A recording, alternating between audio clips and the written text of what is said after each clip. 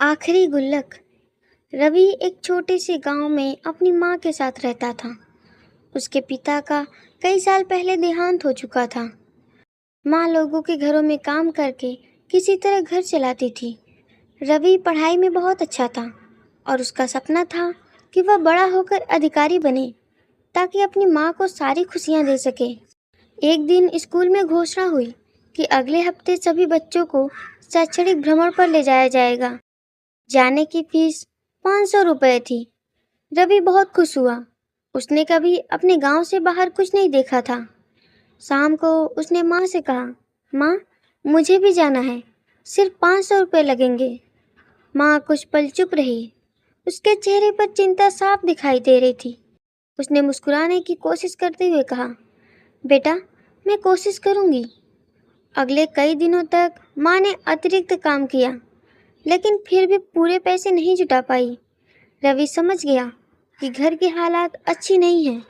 उसने माँ से दोबारा कुछ नहीं कहा, लेकिन अंदर ही अंदर बहुत दुखी था। टूर से एक दिन पहले शिक्षक ने सभी बच्चों से फीस जमा करने को कहा। रवि चुपचाप अपनी सीट पर बैठा रहा। उसकी आंखें नम थीं। घर लौटकर वह अपनी पुरानी लकड़ी की अलमारी के पास गया। वहाँ उसकी एक छोटी सी गुल्लक रखी थी। उसमें वह कई सालों से कभी 1 रुपया, कभी 2 रुपया डालता आया था। उसने गुल्लक उठाई और सोचा कि शायद उसमें कुछ पैसे निकल आए, लेकिन तभी माँ कमरे में आई और बोली, बेटा, अपनी गुल्लक मत तोड़ना। रवि हैरान होकर बोला, क्यों माँ? माँ की आंखें भर आई। उसने कहा, क्योंकि मैंने तुम्हारे लिए पैसे जुटा लिए हैं। रवि खुशी से उछल पड़ा। अगले दिन वह टूर पर चला गया। जब वह शाम को लौटा तो बहुत एक्साइटेड था। उसने माँ को पूरे दिन की बातें सुनाई, लेकिन बात करते करते उसकी नज़र अलमारी पर गई। उसकी गुल्लक वहाँ नहीं थी। माँ, मेरी गुल्लक कहाँ है? उसने पूछा। माँ कुछ नहीं बोली।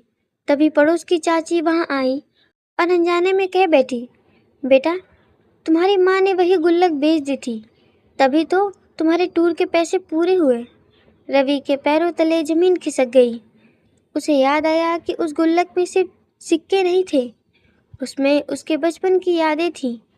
लेकिन उसकी माँ ने बिना बताए उसे बेच दिया, सिर्फ इसलिए ताकि उसका बेटा खुश रह सके। रवि माँ के पास गया। उसकी आंखों से आंसू बह रहे थे। माँ, आपने मुझे बताया क्यों नहीं? माँ ने उसके सिर पर हाथ फेरते हुए कहा, बेटा, कुछ चीज़ें खोकर अगर अपने बच्चे को मुस्कान मिल जाए तो वह सौदा कभी महंगा नहीं होता।